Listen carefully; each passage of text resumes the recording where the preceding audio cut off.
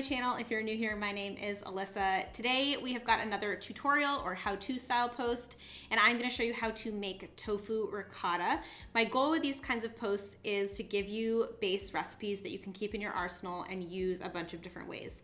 So far we've made things like cashew cream, pickled onions, and today is all about tofu ricotta, which is essentially a ricotta replacement that you can use as you would normal dairy ricotta.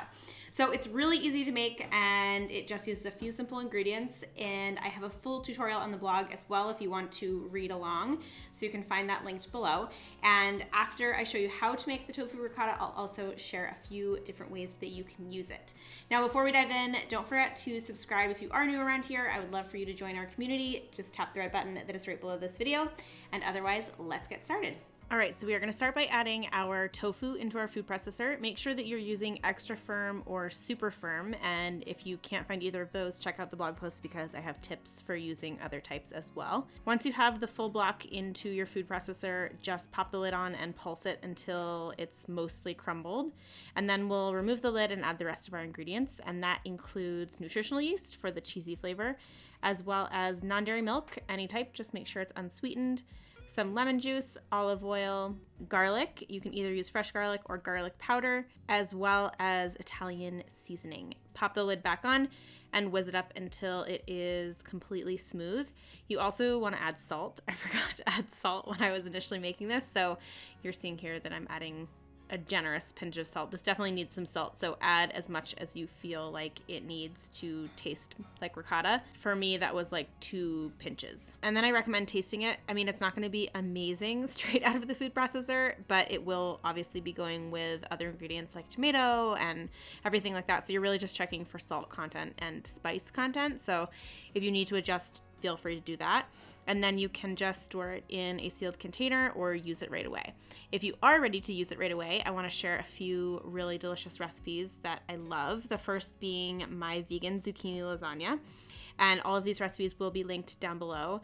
And what's great about this one is that it is super low carb, and if you do use the tofu ricotta, you're getting veggies, protein, some healthy fats, and it's low carb lasagna, which is awesome. Next is my 5-ingredient spinach lasagna. And this one is awesome for meal prep, great for kids, and it's also just a simple way to sneak in some extra greens, which I love. Next is my vegan manicotti, and this is actually similar to lasagna, but you actually fill the manicotti shells with the tofu ricotta, and then you bake it up like you would lasagna with tomato sauce and vegan cheese, and it is so yummy. If you've never made manicotti before, it's really easy and delish.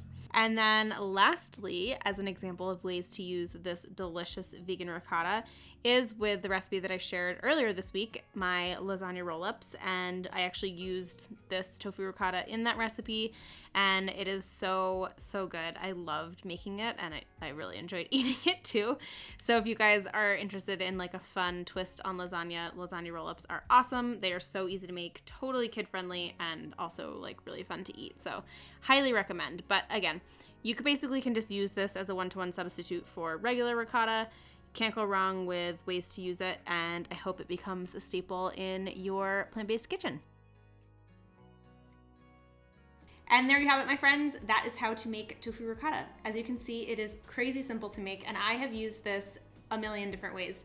I shared like 3 or 4 in this video, but any type of recipe that you would traditionally use ricotta in, this works as a replacement. Stuffed shells, stuffed mushrooms, manicotti, lasagna, calzones, etc. So it's delicious. It has a really nice flavor. Bonus is that it's also high in protein because it is made from tofu, so you're adding in a bunch of protein to your dish. And of course, it is also vegan and naturally gluten-free, which is awesome for a lot of people that watch this channel. So I hope you do end up trying it. Let me know if you have any questions about it. You can drop those down in the comments. And if you want to follow along with a blog post that has everything written down, more photos, etc., you can find that link down below.